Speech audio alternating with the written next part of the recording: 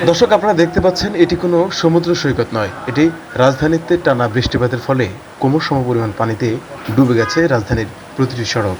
আমাদের রিপোর্টার সাইফুল্লাহ হেলাল জানাচ্ছেন বিস্তারিত। যেটি দেখাচ্ছিলাম যে অনেকেই কিন্তু এই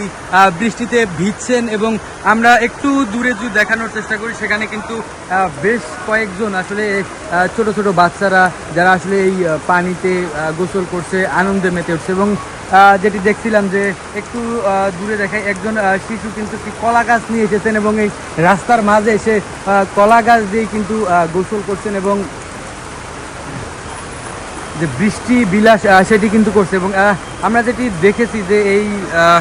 বৃষ্টিতে অনেকেই ভিজছেন এবং রাস্তার যে সার্বিক পরিস্থিতি এই মুহূর্তে কালশি ফ্লাইওভারের ঠিক নিচেই কিন্তু এই হাঁটু পানিতে নিমজ্জিত এই সড়কটি এবং এই যেই সড়কটি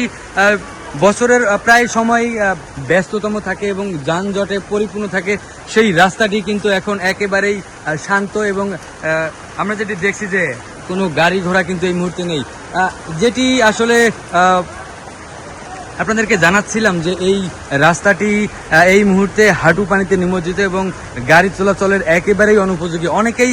ঝুঁকি নিয়ে আসলে আসছেন এবং এই পানি পার করছেন এবং আমরা যেটি দেখেছি যে ঝুঁকি নেওয়ার কারণে কিন্তু অনেক গাড়ির সাইলেন্সারে পানি ঢুকে ইঞ্জিন পর্যন্ত গিয়ে কিন্তু ইঞ্জিন বন্ধ হয়ে রয়েছে এবং দাঁড়িয়ে রয়েছে। দর্শক, কালচি থেকে এই ছিল আমার কাছে সর্বশেষ তথ্য।